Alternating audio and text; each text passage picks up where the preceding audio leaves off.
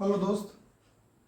तो हम लोग देखेंगे दो चर वाले रैखिक समीकरण का जो थ्योरी होता है, जो कुछ बेसिक जानकारी होता है उसको जानेंगे। उसके बाद इस चैप्टर का हम लोग एक्सरसाइज करेंगे।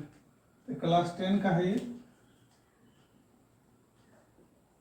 क्लास 10th का है, लेकिन ये कंपटीशन का एग्जाम से भी इससे प्रश्न पूछे जाते हैं।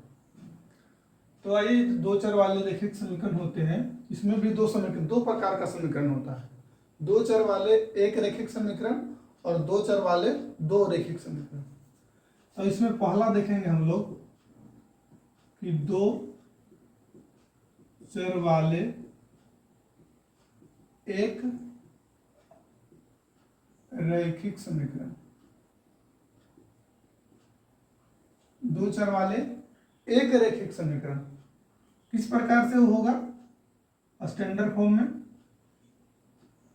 स्टैंडर्ड फॉर्म इसका हो जाएगा ax plus b y plus c equal to 0, जहां c 0 हो सकता है लेकिन a और b 0 नहीं होगा। ठीक है। अब देखिए, जब इसका हल होगा तो इसका कितना हल होगा और किस प्रकार की ये इसका जो हल निकल के आएगा वो किस पर निर्भर करेगा। मान लेते हैं एक समीकरण एग्जाम्पल पर हम लोग ले लेते हैं। एग्जाम्पल में मान लीजिए कोई है 3x माइनस 2y और प्लस 4 इक्वल टू 0। ये दो चर वाले एक रैखिक समीकरण है। इसका जब हम वैल्यू निकालेंगे, y माइनस में उसको उधर भेज देते हैं तो हो जाएगा 2y बराबर 3x प्लस 4 और y बराबर हो जाएगा 3x प्लस 4y 2। अब जब से जैसे हम x का मान रखते जाएंगे y का मान आता जाएगा। इसे हम देखिए x बराबर यदि 1 लेते हैं, x बराबर यदि हम 1 रखते हैं तो y का मान हो जाएगा कितना? 3 इंटू 1 3 और प्लस 4 7/2। तो y का वैल्यू आ जाएगा 7/2। इसी में यदि x बराबर हम 0 रखते तो ये पूरा 0 हो जाता और y का वैल्यू कितना हो जाता? 4/2, यानी कितना? 2। x बराबर यदि हम 2 रखते हैं तो 3 दूनी 6 4 10 बटा 2 5। मतलब इसका अनेक हल होगा। इसका क्या होगा? अनेक हल होगा। इसका जो हल होगा वो अनेक हल होगा, इनफाइनाइट अनेक हल होगा। अपरिमित रूप से अनेक हल होगा। इसका जो ग्राफ होगा वो सरल रेखा में होगा। इसका जो ग्राफ होगा कैसा होगा? एक सरल रेखा में इसका ग्राफ होगा, सीधी रेखा। इसका ग्राफ कैसा होगा? एक सीधी रेखा में होगा।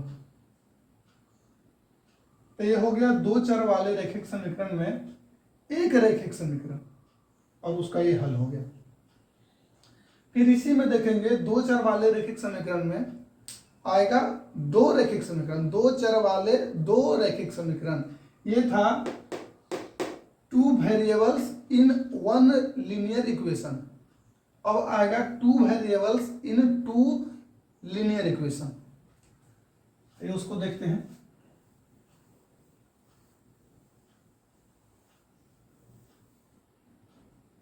दूसरा जो आएगा इसमें वो होगा दो चर वाले दो रैखिक समीकरण। दो चर वाले दो रैखिक समीकरण ये किस रूप में रहेंगे? इसका मानक रूप क्या रहेगा? इसका मानक रूप होगा a1x plus b1y plus c1 equal to 0 और दूसरा होगा a2x plus b2y plus c2 equal to 0। अब इन दोनों का समीकरण का जो हल निकल के आएगा वो 3 केस पर निर्भर करेगा। कितना केस पर? 3 केस पर निर्भर करेगा। पहला केस क्या होगा? इफ A1 बटा A2 बराबर ना हो B1 बटा B2। यदि A1 बटा A2 B1 बटा B2 के बराबर नहीं है तो इसका क्या होगा? एक हल होगा, एक हल होगा, यूनिक सॉल्यूशन। और इसका जो ग्राफ होगा वो प्रतिच्छेदी रेखा या छेदक रेखा में, छेदक रेखा में ग्राफ जो होगा छेदक रेखा में प्राप्त होगा। मतलब एक दूसरे को इंटरसेक्ट करेगा, एक दूसरे को इंटरसेक्ट करेगा।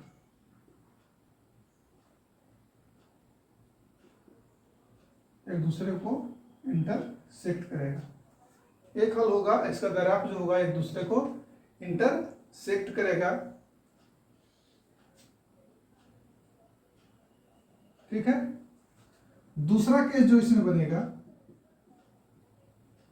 इफ A1 बटा A2 बराबर B1 बटा B2 और बराबर हो जाए C1 बटा C2, तीनों बराबर हो जाए।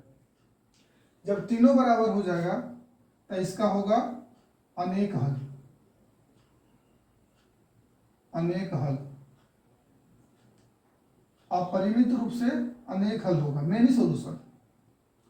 और इसका जो ग्राफ होगा, इसका जो ग्राफ होगा वो संपाती हो जाएगा, कंसिडेंट हो जाएगा।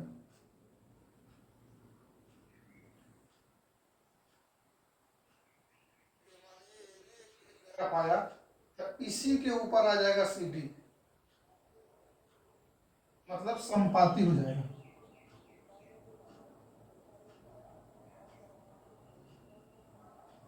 संपाती रेखाएं एक के ऊपर दूसरा बैठ जाएगा, अनेक हल होगा, संपाती रेखाएं हो जाएगा। उसके बाद तीसरा केस जो इसमें बनेगा वो होगा इफ A1 बटा A2 बराबर B1 बटा B2 और बराबर नहीं हो C1 बटा C2 के। इस स्थिति में होगा कोई हल नहीं होगा, कोई हल नहीं होगा। और इसका जो ग्राफ आएगा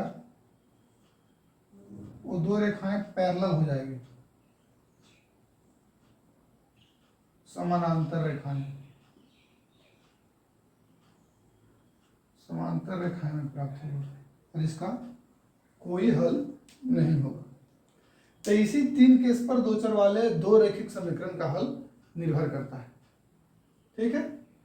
फिर इसको हम लोग एग्जाम्पल के तौर पर एक देखेंगे, उसको सोल्व करेंगे, तब तो आपको समझ में आएगा कि कैसे कौन सा केस हमको बताना है। क्योंकि आपको एक्सरसाइज में पूछा जाएगा कि दिया गया समीकरण है उसको बताएं कि वो संपाती है, समांतर रेखाएं वाले हैं या छेदक रेखाएं वाले हैं, इसका एक हल होगा, अनेक हल होगा, कोई हल नहीं होगा, तो उसको निकालना है। तो उसको किस प्रकार निकाला जाएगा वो हम देखेंगे। जैसे कोई दो समीकरण लेंगे, उसको हम लोग सोल्व करेंगे, या एक्सरसाइज का किसी प्रश्न को हम लोग सोल्व करेंगे। तो आइए देखते हैं एक्सरसाइज के प्रश्न जहां ये चीजें लागू होंगी। ठीक है।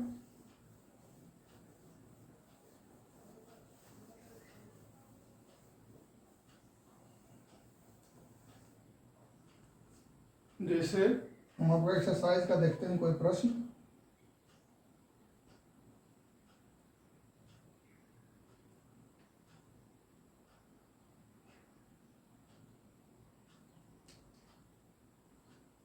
एक प्रश्न है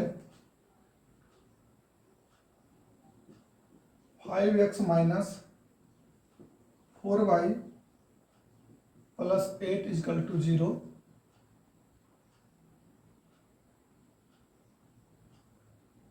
और दूसरा प्रश्न है 7x plus 6y 7x plus 6y minus 9 is equal to 0। यहाँ क्या है, यहाँ a1 बराबर है 5, b1 बराबर है -4 और c1 बराबर है 8। a2 बराबर है 7, b1 बराबर है 6 और c2 बराबर है -9। अब हम लोग चेक करेंगे, क्या चेक करेंगे, a1 बटा a2 बराबर b1 बटा b2 है या नहीं है। तो यहाँ हो जाएगा 5 बटा 7, उधर आ जाएगा -4 बटा 6। तो क्या ये दोनों बराबर है? नहीं, बराबर के केस में आ रहा है, दोनों बराबर नहीं आ रहा है, मतलब इसका एक हल होगा। क्या होगा? इसका एक हल होगा। ठीक है, ये चेक इसी प्रकार हमको चेक करके बताना रहेगा कि a1 बाई a2 और b1 बाई b2 का तुलना करके बताएं कि दिए गए समीकरण का एक हल होगा, अनेक हल होगा या कोई हल नहीं होगा। ठीक है, तो जब ये पहला केस ही आ गया a1 बटा a2 बराबर b1 बटा b2 आ गया, तो तभी हमको ये सारा क्लियर हो जाएगा। यदि ये दोनों बराबर केस में आ जाएगा तब हमारा दो केस और बढ़ जाएगा, एक समांतर होने वाला और एक संपाती होने वाला और संगत होने वाला। तो ये जो होता है ये संगत होता है, एक हल होता है वो क्या होता है? संगत होता है, और समानांतर वाले जो होता है समीकरण वो असंगत होता है।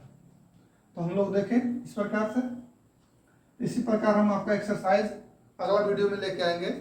आप हमारे चैनल से जुड़े रहिए। वीडियो अच्छा लगा हो तो सब्सक्राइब करें, शेयर करें। धन्यवाद।